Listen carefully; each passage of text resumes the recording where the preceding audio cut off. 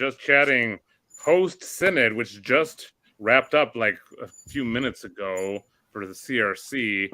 And man, did it wrap up in a very interesting way. I have no idea what happened, but you should probably tweet the stream to the CRC Synod. You know what? I did. I'll do it in some hashtag. Yeah, I tweeted Synod. I have a little bit of a Discord between a bunch of Calvin seminarians, and so I shared it there too. We've had CRC Voices. I didn't do it on Voices. Maybe I should. Yeah, I don't know. There's a lot of fogies up in CRC Voices that I don't know how interested I am on getting their takes. But yeah, no, today was a heck of a day. So today was an interesting day for me because I was looking forward to hearing what would come out of today, because today they were supposed to talk about the gravamen and the appropriate way to do that. Unfortunately, They didn't? I think some poor managing on the side of the chair, and that there was a kind of almost like a filibuster being done by the minority side.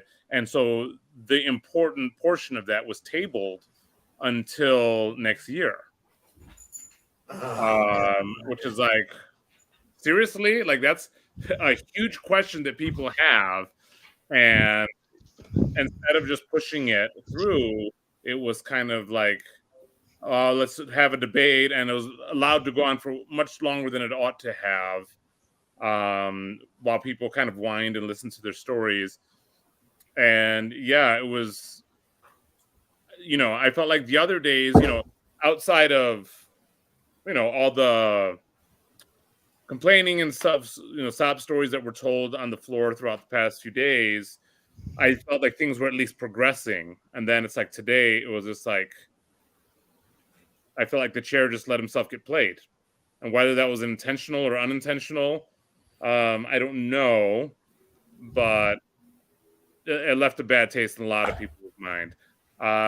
Lance, here's the... Oh, I'm sorry. I put the wrong link. My bad. I was linked to the YouTube channel rather than the joining. I put it. Oh, you just put it there. So yeah, Lance, you can click that link now and join if you like. But so, yeah, what else? So basically, what you're saying is the classes that are affirming doctrinal sin of sexuality are basically nothing's been done then. So the decisions were made that, hey, this is our position. We're holding fast. If you're not in line with this position, you merit discipline and so forth and that. But there's no discipline. But yeah, it seems like, well, okay, that's just leave on their own, kind of. That's like me. That's like me saying to my daughter, if you do this one more time, it's the devouring mother. That's what it is. Wow, it's the devouring mother. Yeah. Yes. Wow. That was a great thing about my mom back in the day. There wasn't like one more time. There was just a swat. There was the hand of God, or she had the whip, So so in essence, what happened is everybody does their fake whining. Nothing happens, and they can whine for another year because conservatives, or at least whoever they are, doesn't understand the function of when you have a organization get together. The chair should be smart enough to say, or someone from the crowd should say, call the question. Yeah. Did you watch, Hank? I've been involved in politics. I was elected official for 8 years, so I know when people are stonewalling, playing games, trying to filibuster. And you learn very quickly, if you have the votes, you just say, call the question. Well, I was shocked. And by the way, I was really impressed by President DeVries throughout the process. But it's kind of like when you think your quarterback's doing great and then he throws the pick six at the end of the game to lose it for you, right? Like what he allowed. So I was taking some notes and it totally flipped on its head with the debacle I saw that he allowed to happen at his synod as the president this afternoon. Because if you would keep track of the floor time throughout the whole week, he took the 3-minute clock off and he allowed people, and it was 75 to 80% of the minority. There was a super majority, like when they let it come out, it was 70 to 26% earlier today. Okay. So he kept, and I kept, my immediate thought was, boy, how generous is of him just to let them to continue to speak and speak. They weren't speaking to the motion. They weren't speaking whether they were for or against. And he was just allowing this to go on and on and on. But now what became obvious to me, Hank, like I've watched this, I'm a lawyer. I'm like, holy cow. He allowed them to run out the clock. So when the important matters, today was the day where the teeth would come into discipline. And then he came off. Then he came off because he was the in loco committee that was supposed to be meeting with this Neelan that basically says we're not going to do it and we're ordaining the people or whatever. And he came off and said, hey, if you guys put this discipline in place, this is done. They're going to leave, because he knows they're never going to submit to the confessions, despite where they would say, oh, we'll agree to the confessions, we won't teach, but they were taking away any ability to have any discipline. And then when they got to the end, and I'm realizing this, I'm going, they're not going to vote to these things. And then the perfect tactic, by the way, I'd give the minority this. We've seen this happen a lot in politics, right? And particularly, I would just say the woke. They invoked the we aren't being heard after they've been heard all week, right? Threw a fit. They were going to walk away. They were going to take their ball and go home. After committee spent months and weeks preparing all of this, right? And it gets to the critical moment of synod, and they punt. He allowed it to be punted. Now, either he's incompetent, and I watched this man. He is not an incompetent man. He is not an incompetent man. He knew exactly what the threat was happening. You could have got people on board because the will was obvious. They were going to vote for discipline. And I'm going to tell you this. If I were there trying to be in good graces to do this and do this, next year, like, this is not going to tamp down. I've seen this through like the Methodist Church denominations. They just sent it to an 11, because if you were part of the 70% that did all the work and the will of the people were going to be doing it, it's like when they stopped voting on election nights. We've seen this happen, okay? They allowed themselves to throw a tantrum, and the minority stopped it. It was, if I were part of the CRC, I'd be livid. I'm not. This was just watching this. But it was shocking, the failure of the president and that executive committee to not allow Synod 2023 to do their job. Let me just say, we have like 20 people watching on Twitter. I'm guessing they're completely new to this. They aren't interested from the Synod side, from the CRC side. So this is mostly on YouTube. It is also available on Twitter. But if you want to get involved in the chat, come on YouTube and you can chat with the other people who are in the chat, and we can include those in there, your views. Also, if you want to come on StreamYard, please turn on your camera and come on StreamYard. I'll probably ask you some questions in the private chat before we let you on, just to make sure we're not getting any sort of bombings, but as in photo bombings. You can join this discussion. I have so much to say, but I'm going to shut up. I will just say Nick really nailed it here. This is going to have huge repercussions in terms of women in office. And I would not be surprised if at least some CRC churches are looking for the other denominations to join today. All right. Well, so let's actually do something. Let's compare what happened with the SBC, which a bigger, huger guy, Rick Warren, did a full court press. So let's talk about Rick Warren for a while.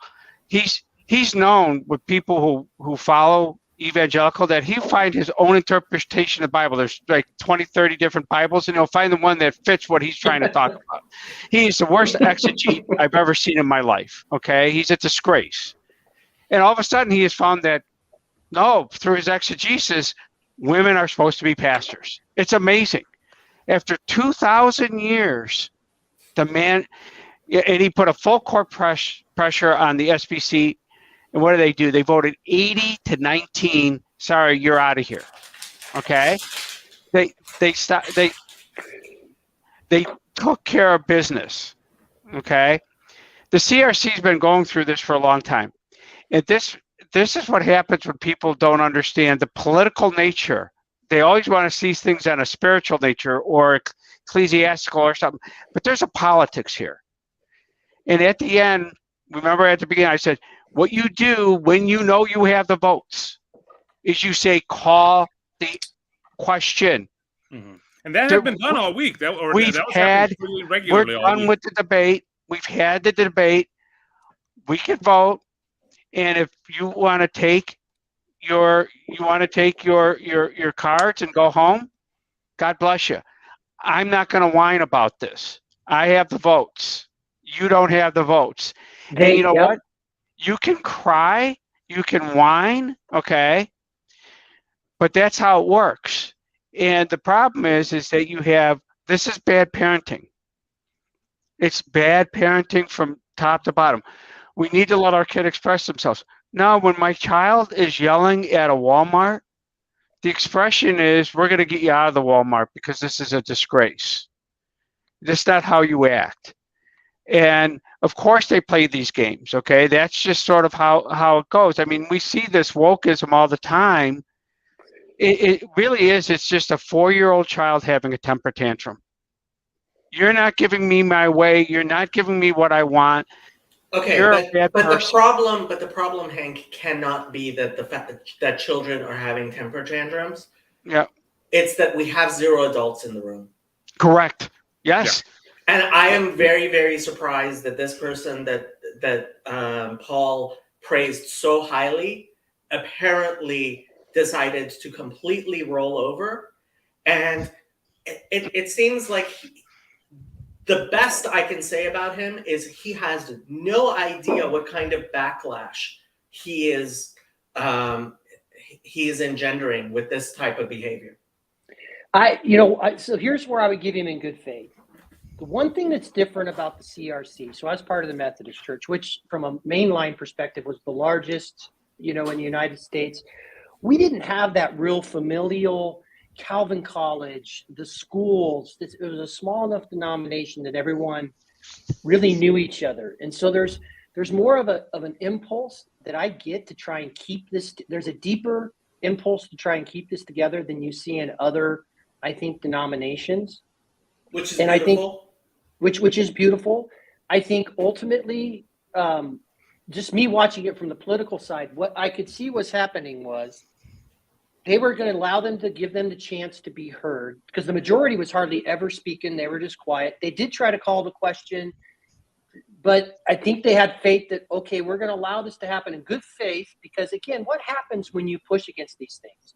You're a bigot, right? You're a bigot. You're transphobic. You're this or that. You're not listening. You're not hearing. It's everything else. And so I think they had faith that in the end, that the executive committee would bring this to bear and allow these votes to happen, and they got hoodwinked. And their good faith.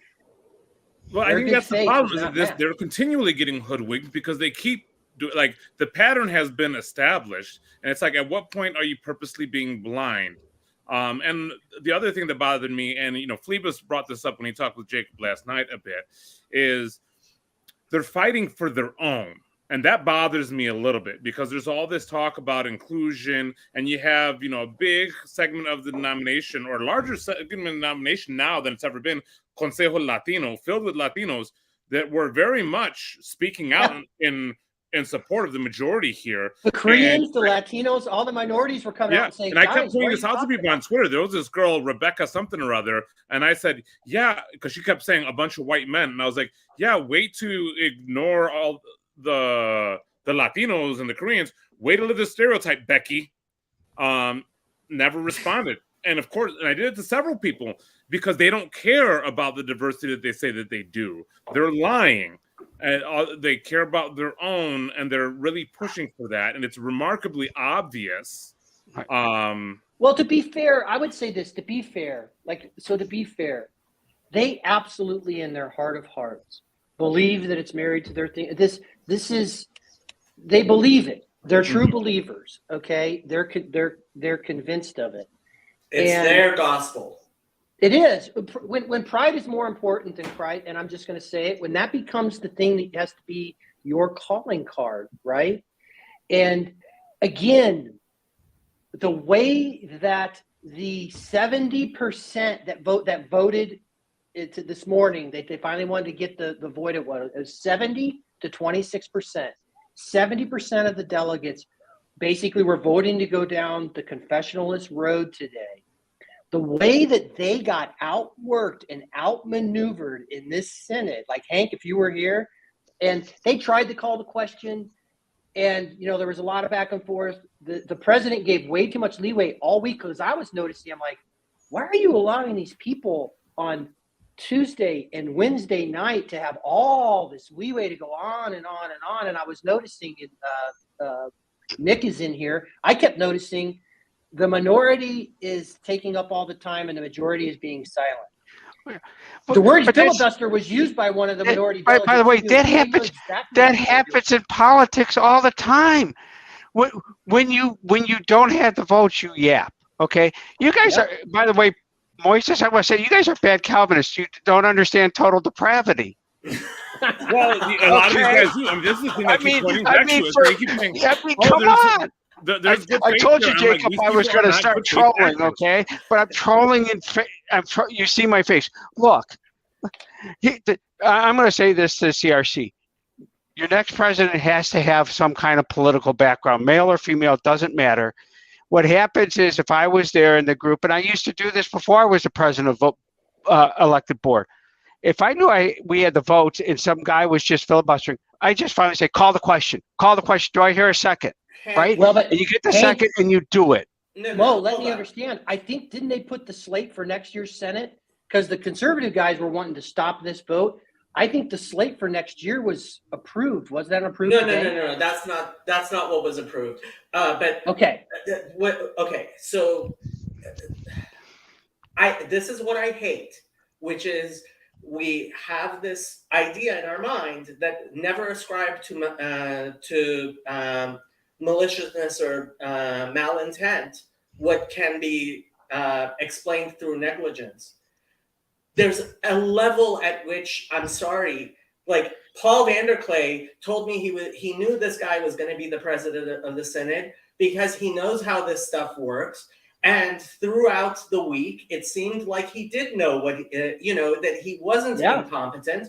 And suddenly we end up, I'm very surprised to find out that Synod tabled this. Yes. And it's one of the more important aspects too. This is not a small thing that was tabled.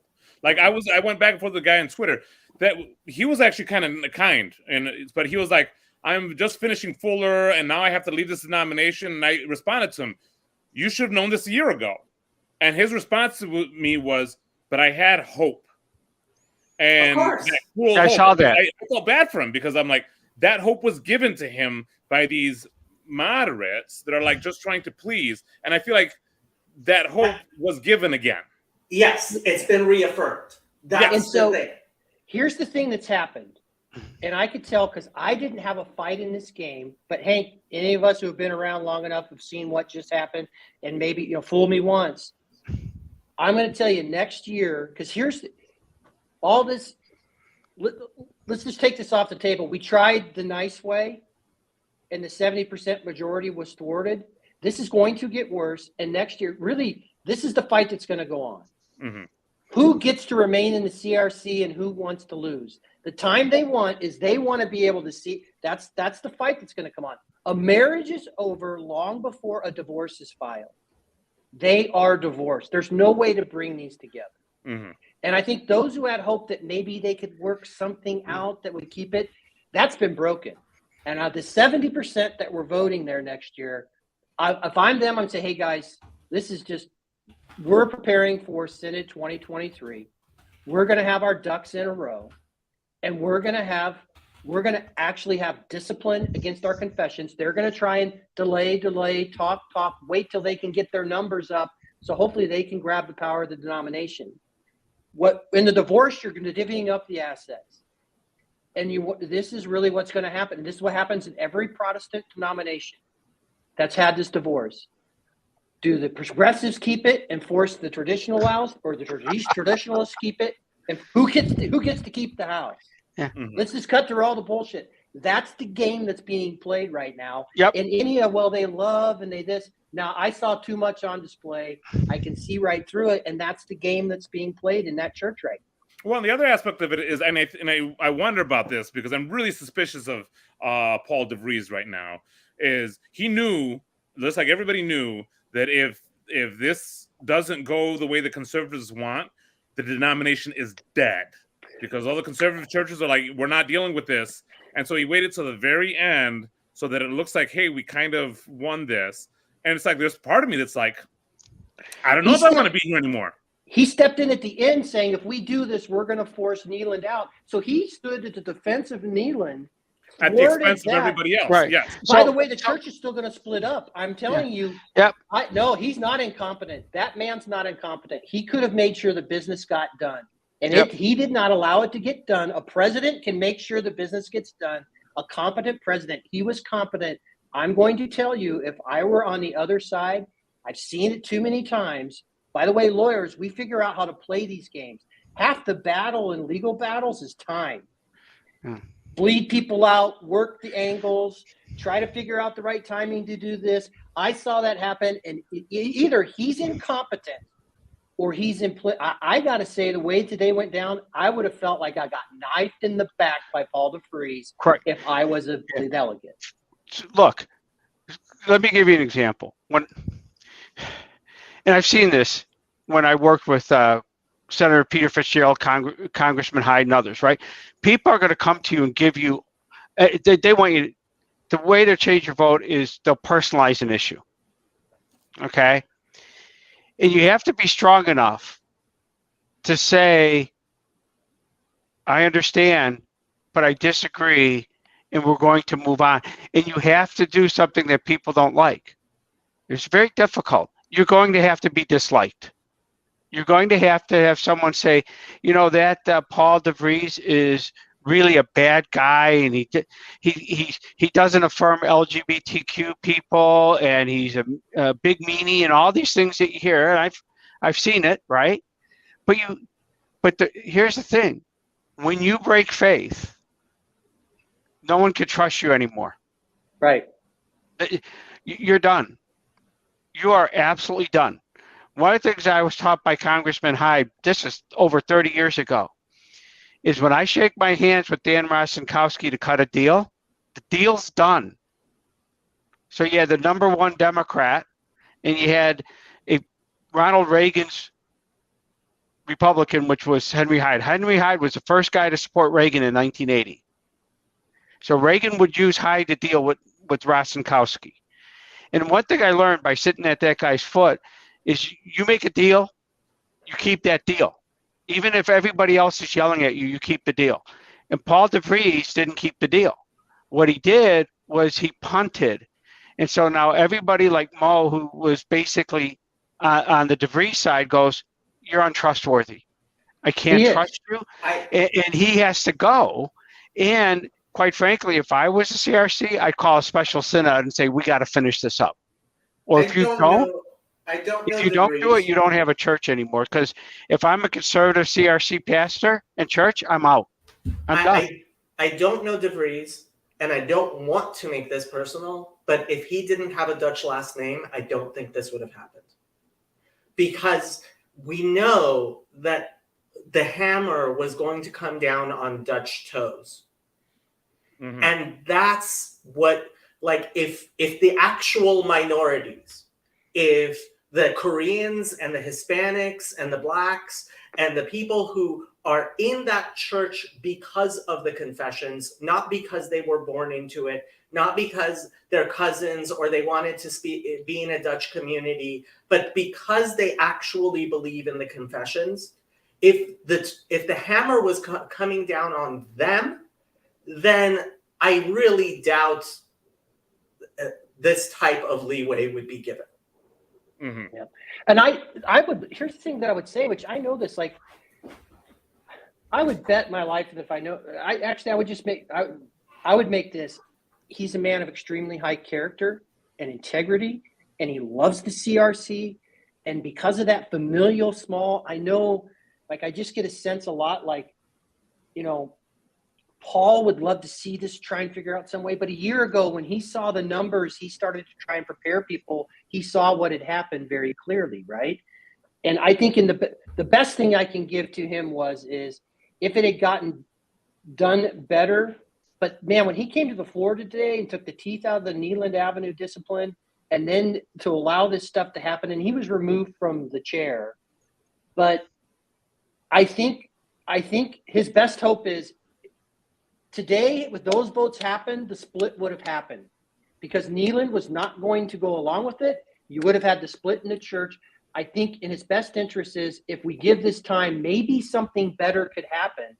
But the backlash from the 70% of the supermajority, it's just like you said it, Jacob, in the comments. He kicked the can, and I think he thought maybe kicking the can would maybe be in the best interest potentially. But this is only going to get, like, this just took it to another level. This broke all faith. Not just in him, but amongst the sides. Now, the minority is ecstatic. They were clapping when the first thing got defeated, which was going to take away the discipline from Neeland. Why were they clapping? Because they know Neeland's not going to go along with any of this. Come on, that was for me. When I saw that, I was like, this guy doesn't have a spine. He felt the heat and he cowered, and he backed down. And I mean, I see this happen all the time. It's like, yeah, we're going through this, and what got me is that not only did he speak, but then people voted along with it as well, and that shows me. I was like, And again, I think there were people that were like, just okay, well, maybe I trust this guy. We can do more. I don't know why they voted the way that they voted. Well, when you're the president all week and you have this gravitas, and then you come down on the floor and you make this issue. I mean, basically, he said, if I go to do this, they're going to have to leave, because he knew he was the local committee. He knew that they were not going to, they're not giving into these confessions. Yes. They're not going to follow. Mm-hmm. So he was saying, guys, this is going to force them out today. And I think I was really surprised that vote didn't go through, which was interesting. But I think some people figured out what happened, and they were going to come up and finish the job with the committee 8 to add some teeth. And as soon as that happened, it got punted. And so they're in a mess. I'm just going to tell you, if you're the CRC, it's a mess. Now, I want to give credit where credit is due. Man, when you can play the game the way the minority played the game this week and today, and threatened to take their ball and go home, and got the emotions up and got this tabled, God bless them. What a great tactical.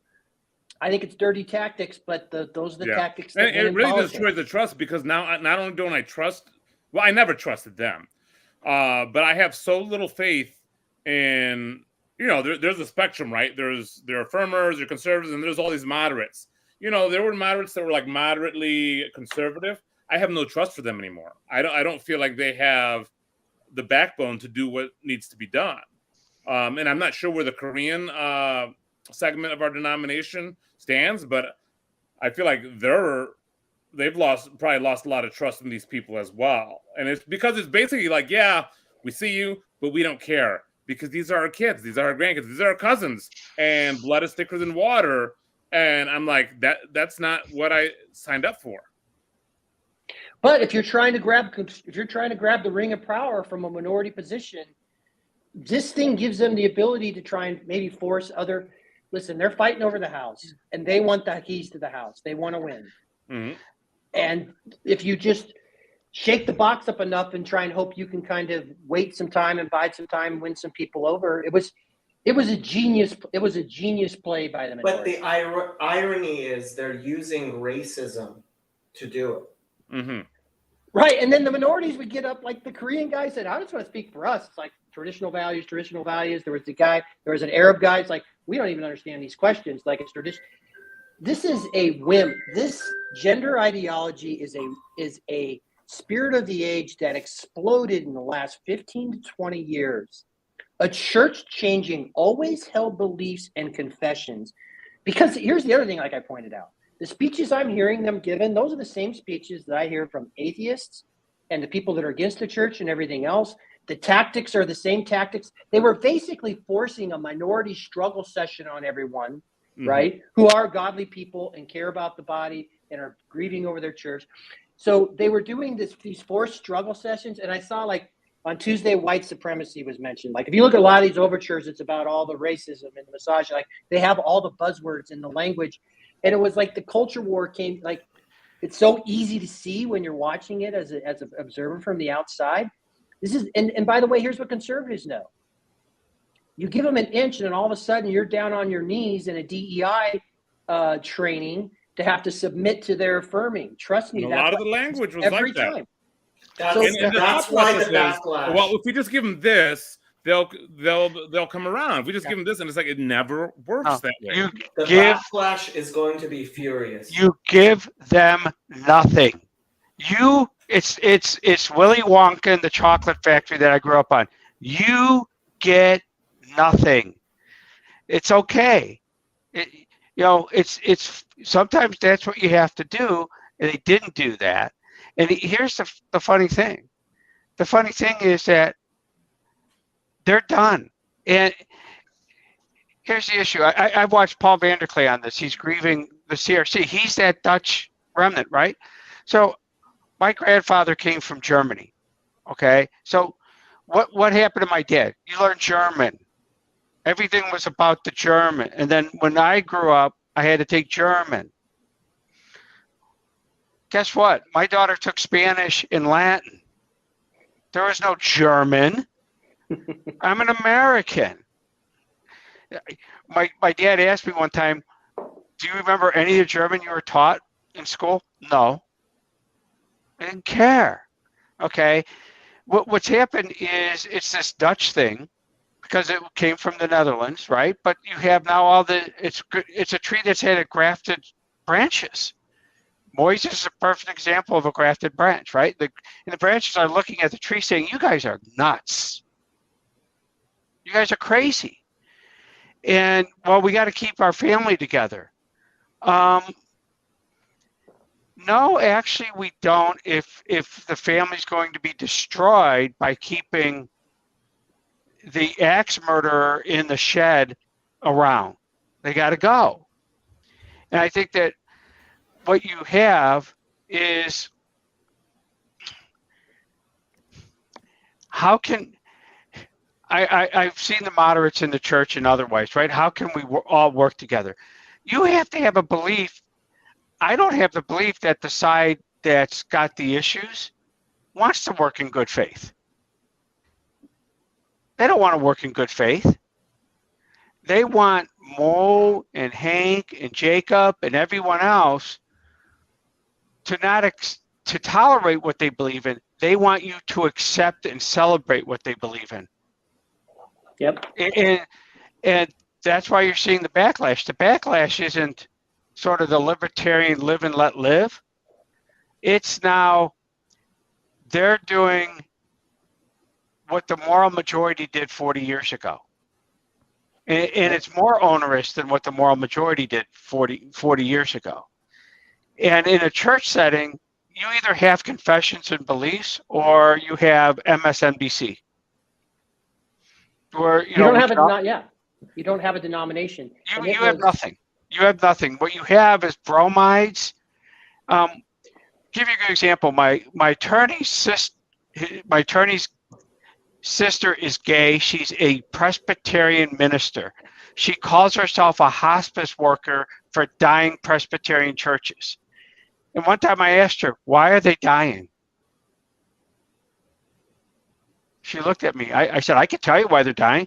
Because your belief system is no different than what I would get from watching Rachel Maddow. There's no difference. Of course they're dying. Because why should I pay any money to go and hear what I could hear for free on MSNBC or the New York Times? Okay? And where's the challenge? A church,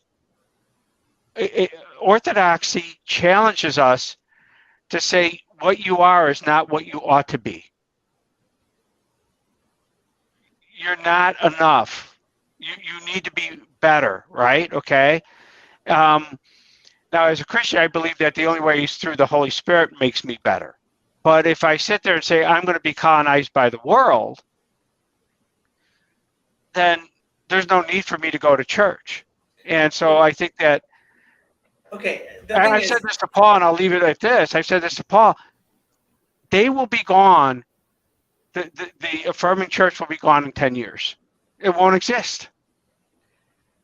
So it is possible to have a church of the woke if that's what you want. Mm-hmm. There are woke churches here in Los Angeles, right? And if you want to worship at that altar, you can.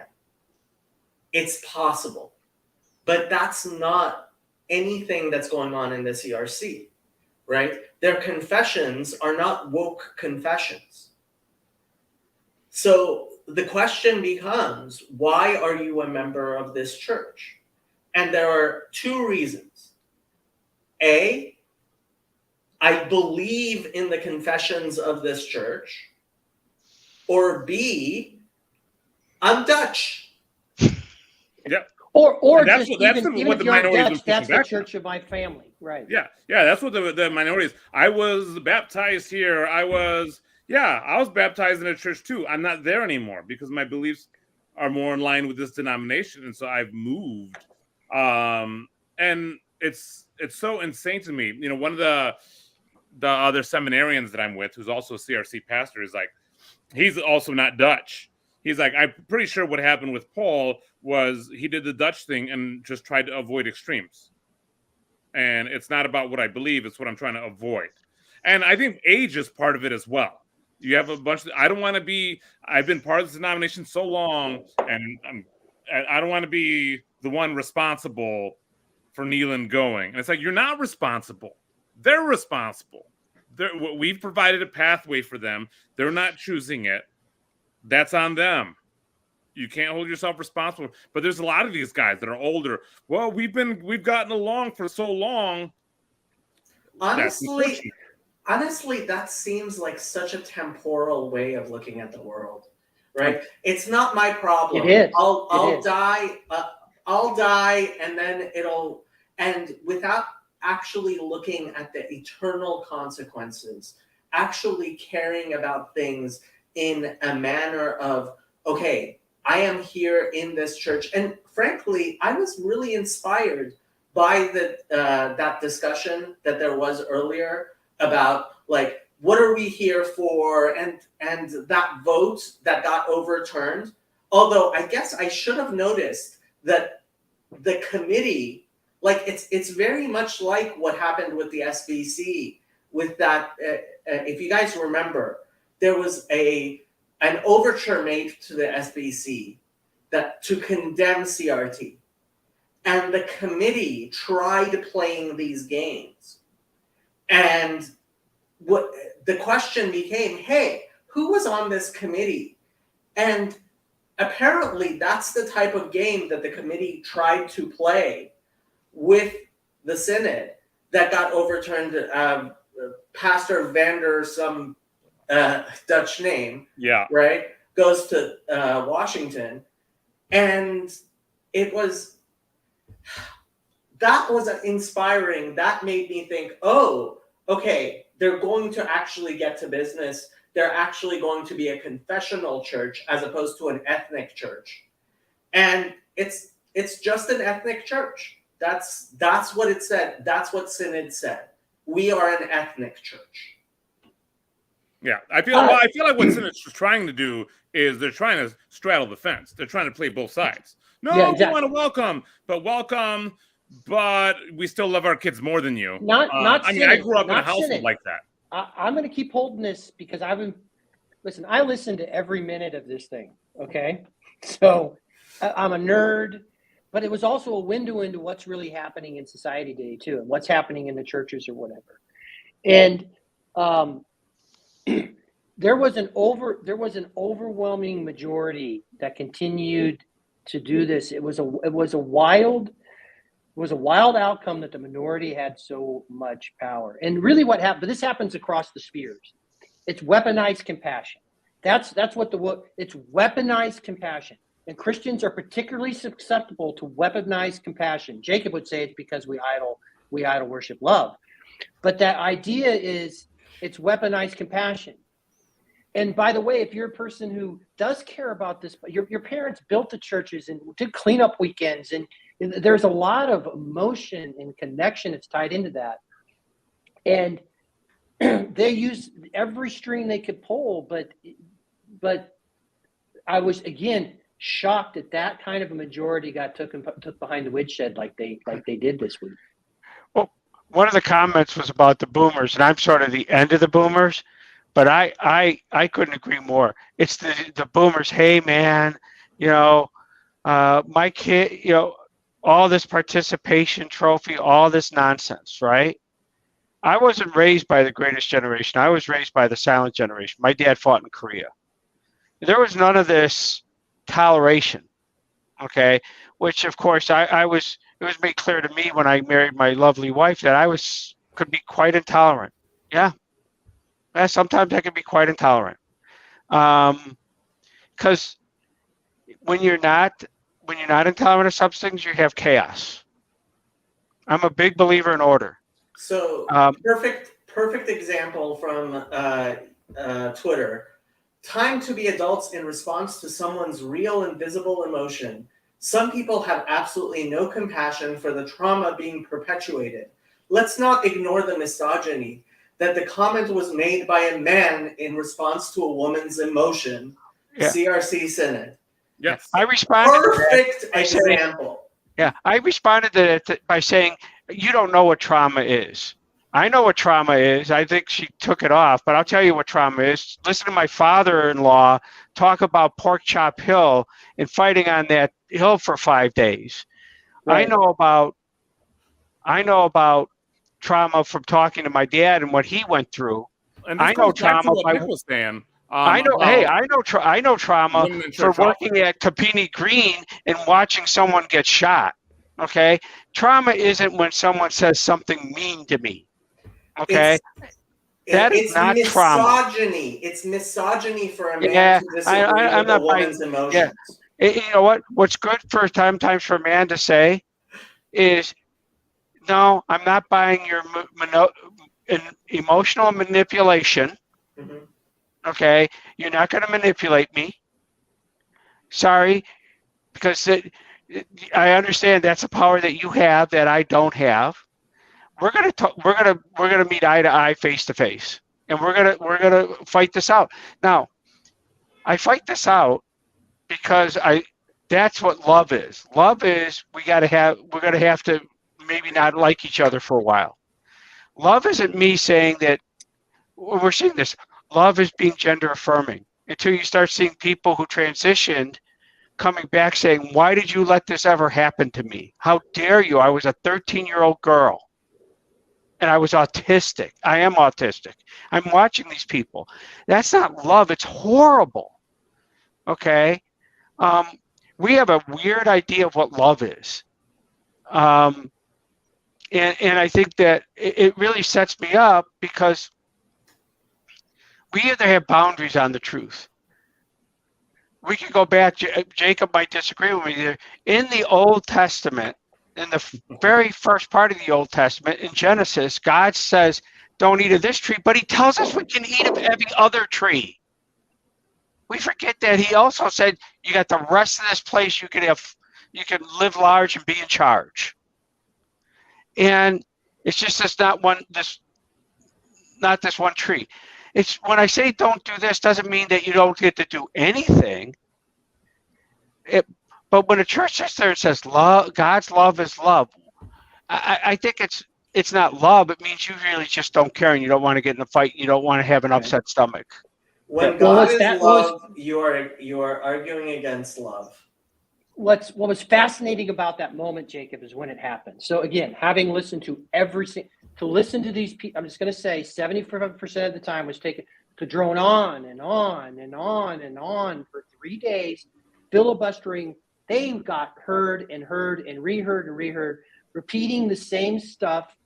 There were all these sub barbs going out from their sides, misogynist, race, like this stuff, white supremacy, like all that stuff's pointed directly at certain people, right? Yeah.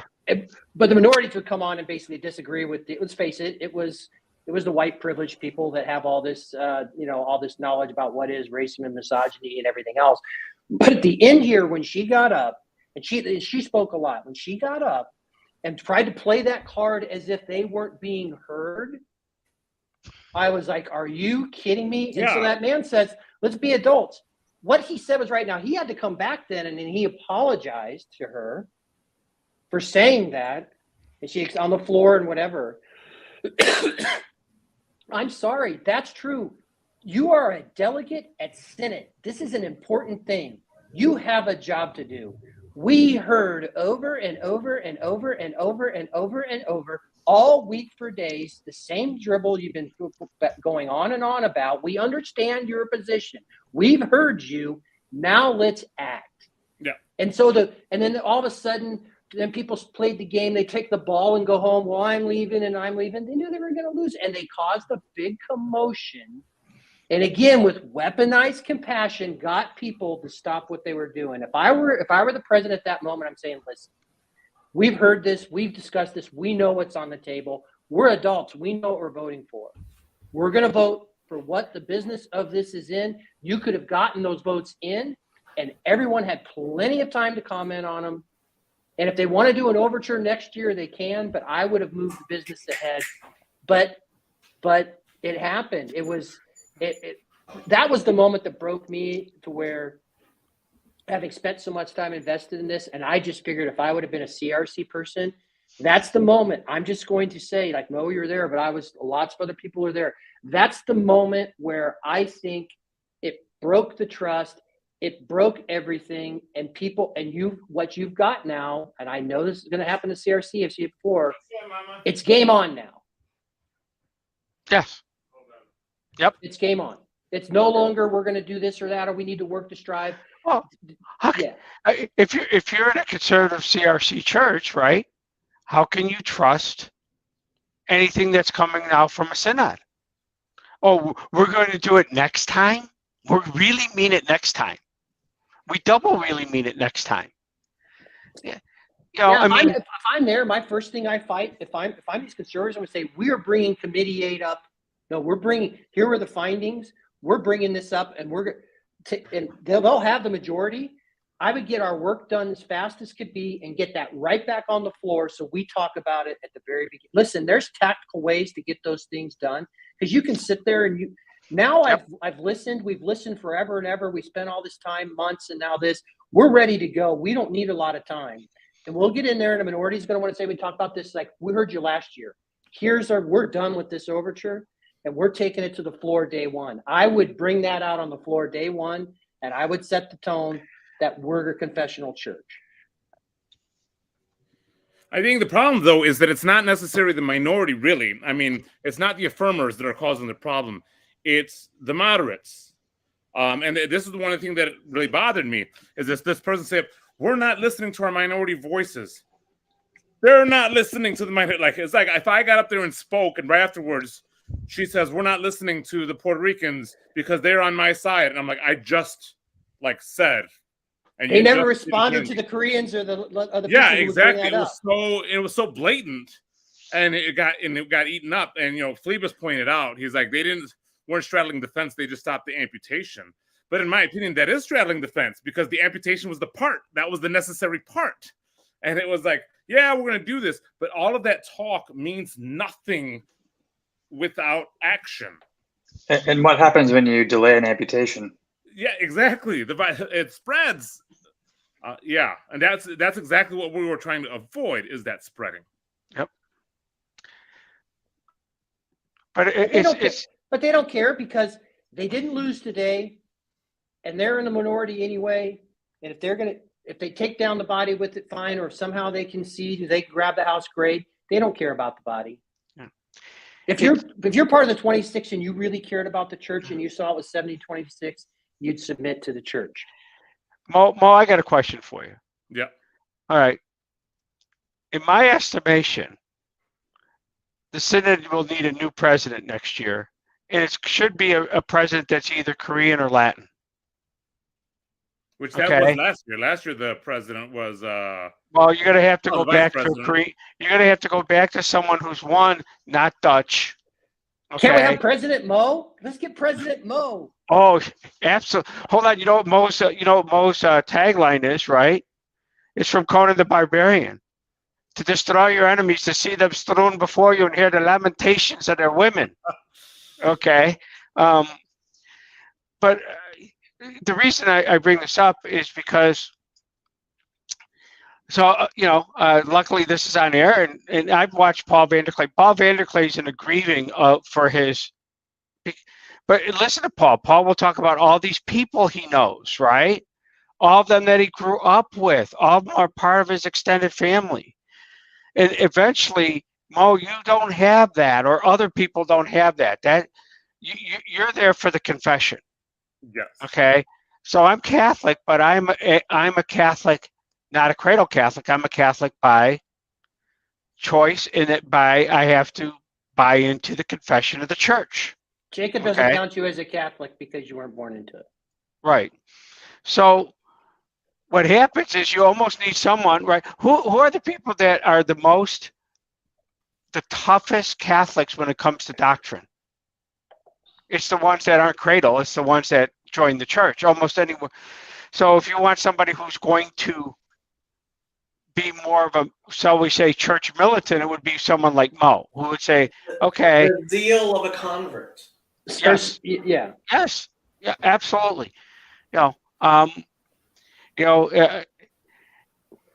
Because what will happen is you have these familia. Well, I can't break up with, someone from classes Neelan is someone I went to seminary with, and they're on the other side. Yeah, but Hank, but Mo pointed out the problem, and it's these people that are desperately in the middle, trying to hope they can save this thing together, and they'd love some sort of split option. So I don't know how the president gets selected, but my guess is that's where you can get a somewhat even moderate traditionalist or whatever. Jacob, pull up Phlebas's comment here that he put about Lloyd H. Oh, yeah. So at the very beginning, they had a problem with certain people that were on the slate because of their positions, and depending on the decisions they were going to make about whether you were going to be a confession rejecter, they wanted to have a chance to make some challenges. They were told that after they finished with this stuff that he could do it. And then at the end, it was DeVries who made this decision. They said, "Oh, that's not what we did. We're going to do this. We've run out of time. We just got to vote it." So at the very beginning of Synod, they wanted to make a point, and they were told, "We'll decide this and we'll come back to it." And then they ran the clock out on them. DeVries did. This was DeVries' decisions, and didn't give them a chance to challenge. So what they've set in place next year is people that do not agree with the confessions are going to be officers, or whatever those officers were being voted on. Council of Delegates. So, I mean, there were, again, the lawyer in me playing the games. I do, game respects game. Like there was, boy, some good faith was given on the conservative side, and they got their knees cut out from under them at every level.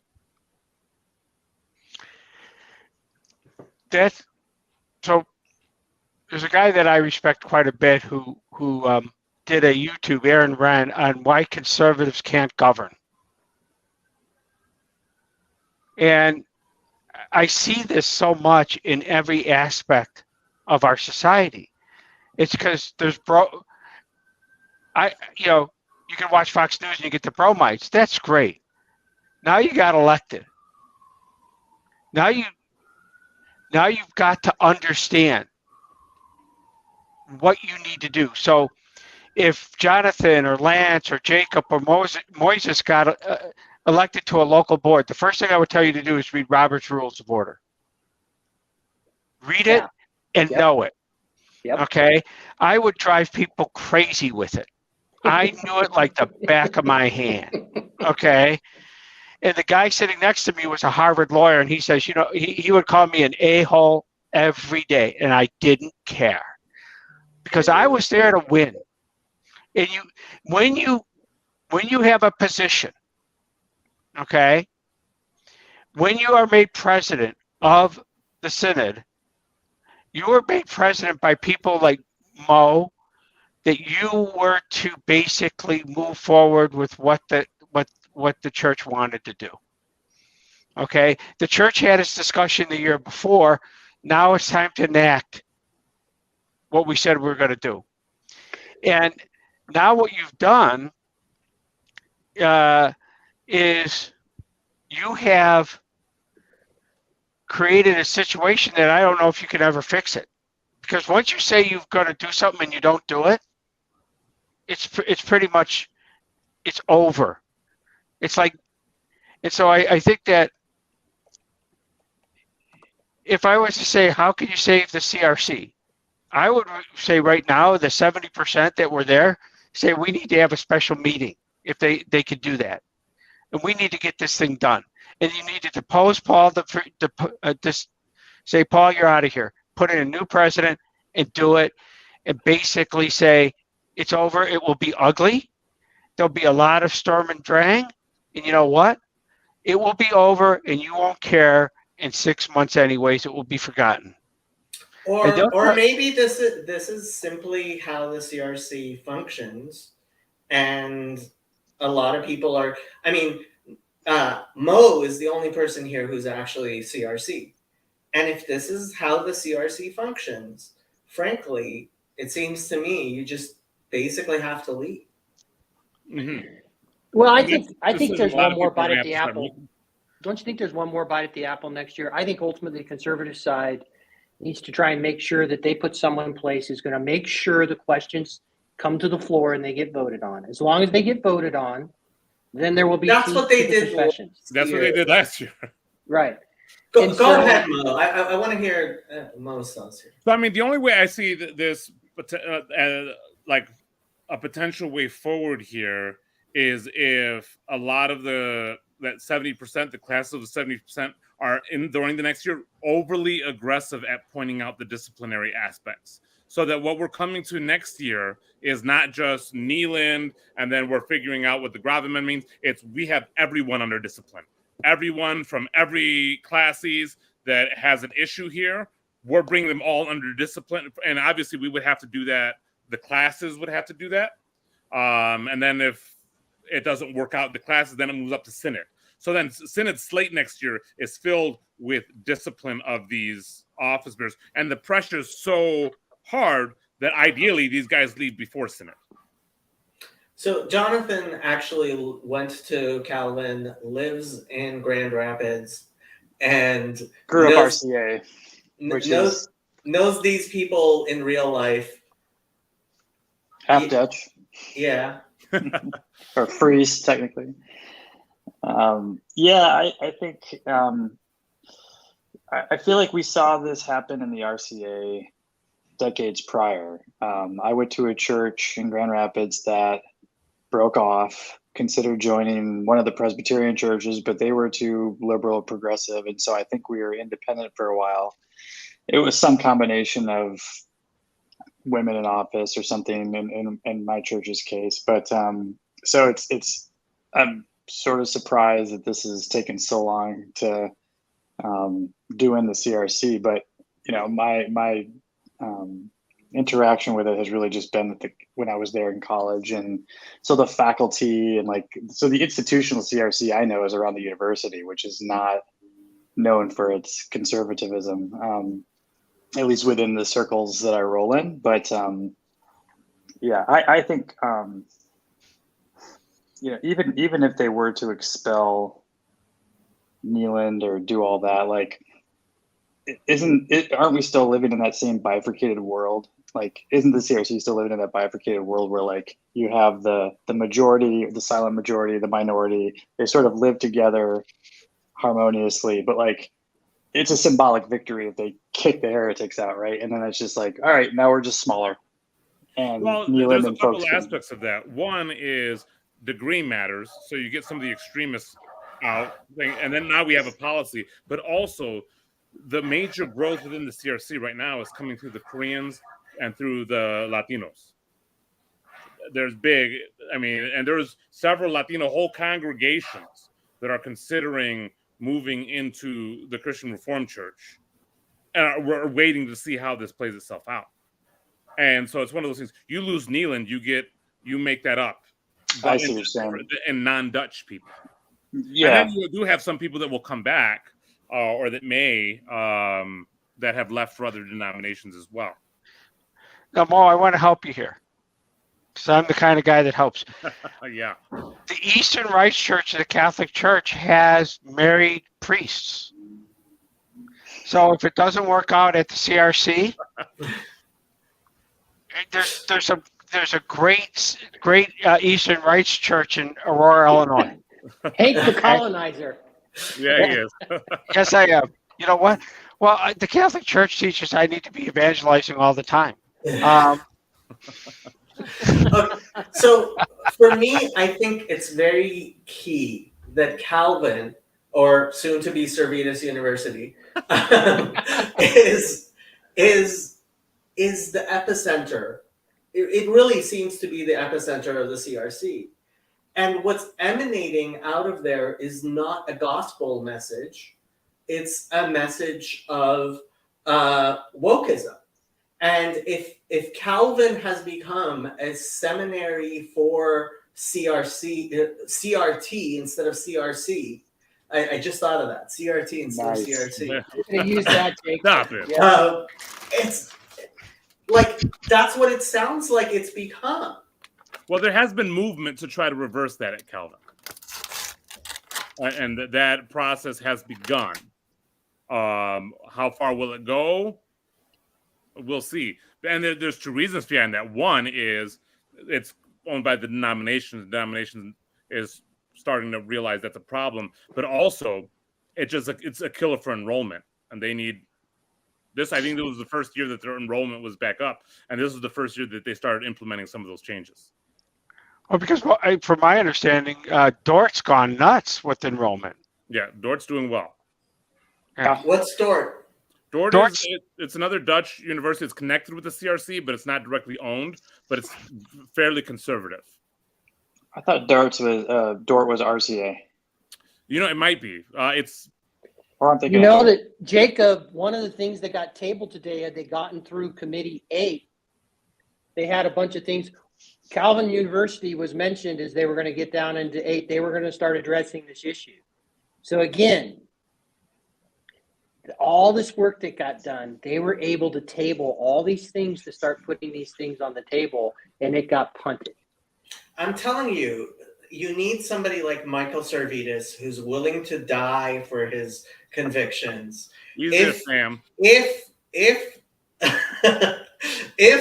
the CRC spent more time emulating Michael Servetus, I think they would be in a much better place.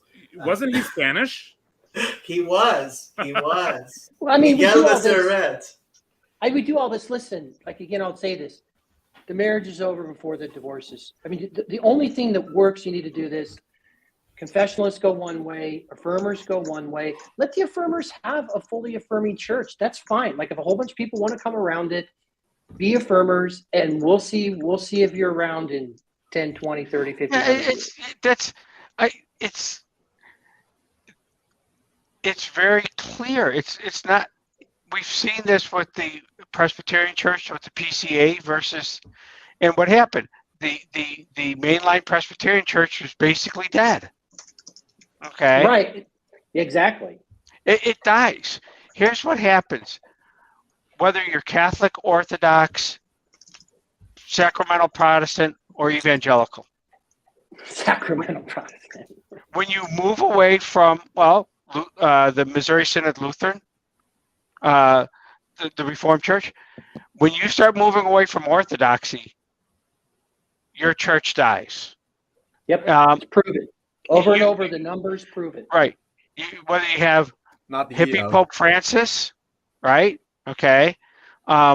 Whatever that is, it doesn't work. And the reason it doesn't work is that being colonized by the world, sooner or later, you sit there and go, Is this all you got? Is this all we have? Is that it? At the end, my belief is that God is the arena and the agent. And if I don't have that arenic belief, it's all over but the crying. I have to have the arena. And the minute I say that God is just how I feel in here, that's a huge problem. Because I'm German. We've seen what the Germans do when they feel something. Yeah, start world wars. Yes. Okay. And honestly, my grandfather was a great guy to talk to about that because he was a pacifist that got chased out of Germany by the Kaiser. Okay. So you understand what happens when the world starts colonizing things. People do crazy things. We're seeing this woke stuff as just another crazy that we've seen the last 200 years. The real crazy started with the French Revolution and hasn't stopped. Okay, back to the CRC Synod. It seems to me that this same-sex marriage debate is, in fact, like World War II, in that the first war was the women in church office, and that war was never it really was not resolved. No, it wasn't. And honestly, it seems to me like you're fighting a war without really talking about one of the most important parts of it, which is, yes, this egalitarian versus complementarian view really does affect your views on same-sex marriage as well. And it's funny, but I keep on saying to Paul Vanderklay, when are you finally going to admit you were wrong about women in church office?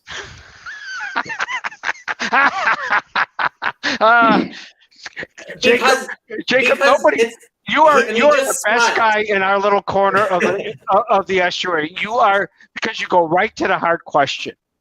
Right. Absolutely. Well, Nick was raising the same thing. He's on here in the chat. Yeah. And his thing on Twitter was like, I think we're seeing why women in office is a bad idea watching CRC Synod.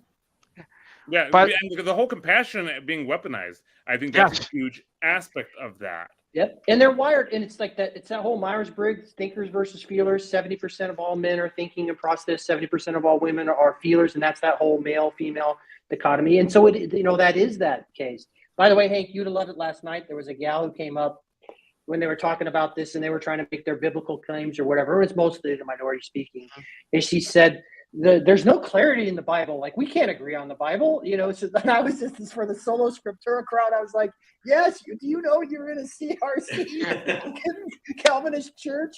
Because that opinion goes against everything that the Protestant Reformation is about. It was a funny moment. I would say it's the end game of the Protestant Reformation is this kind of deconstructionism, but that's just me. But yeah, you yourself and the Holy Spirit and the Bible. Let's face it. How did we get here? Yes. There are natural outflows to the Protestant movement and always protesting and splitting off and allowing you, the Holy Spirit and the Bible, to make up what you want. That's how we end up. And I haven't seen Barna's new numbers and I need to see them, but 60 million people had left the church between 2000 and the year 2019. 60 million in North America. Okay. All right, gents, like a good CRC guy, I have a wife and kids, and I need to get back to them. Love chatting with you guys. Yeah, I got to get back to work, but hey, let's do this again. What a great group. Thank you so much. Hey, by the way, Mo, we're still praying for you. I appreciate it, Hank. And you know what I'm praying for you about? Yes, I do. Yeah, All right, and guys, Mo, I do want to say I've been kind of cavalier because this is not my fight. Yeah. I do have a heart that you're going to have to live through this, and it's not going to be fun. Yeah, it won't be fun, but I think I'm used to doing a lot of unfun things, so the Lord has prepared me. Thanks. Peace, guys. Thanks for coming on. Okay, I think I am going to end this broadcast because people haven't been really jumping on, and it's it's kind of weird that none of us are CRC, and we're so like Nick's on Twitter. I pinned it on my Twitter. Nick's thing about how interested we've become in the CRC. I guess Jonathan naturally does have an interest. Well, I don't think I would have cared if it wasn't for PDK's riveting play-by-plays and his colonization of us, to care about. Yeah, I wasn't. The thing that I did it, so for me, really what it was is, one, I'm a church nerd and I've been behind the scenes and seeing the sausage made, there was that. But it really was a mirror into our moment. Like what we saw play out was a mirror into everything we've been talking about, the cultural moment we find ourselves in. That was pure culture war stuff going on. It was, okay? So you're seeing that play out in a church context and with a small familial denomination. So for me, it was being on the outside, and then the lawyer in me watching the gamesmanship. Like I'm into that kind of stuff. But it was quite a moment to watch them struggle through this moment we find ourselves in. And I think it was very informative. And heartbreaking too. I'm just very curious, as somebody who lives in Grand Rapids, has there been has there been real life, or is this just on the internet? Yeah, no, it's. I don't even know if it makes the local news. Nobody's paying attention. I promise. Yeah, but I think a lot of Protestantism is the same, right? Like I walk into a CRC whatever service, and I walk into a Lutheran one, and besides some details, like the feel is mostly the same, So this changes, and I think it's going to start to change now, Jacob. When this stuff is going on at this level, the people in the pews don't feel it, but like my church, the Methodist Church, you start to feel it when the progressive gain control of the United States and then of the United States United Methodist Church, right? When they're trying to tell you if you leave, they're going to keep your building, and all of a sudden the games come up, and they actually, the United Methodist Church of the United States actually closed down churches. Like they would have to go to Paul, they say, oh, that's a dying church. They would close their church and they would take their building without giving them notice that they were taking. So this stuff starts to become real. The CRC is getting ready to become real once you start getting into the divorce proceedings. Okay. I am going to end this podcast. Bye, everybody.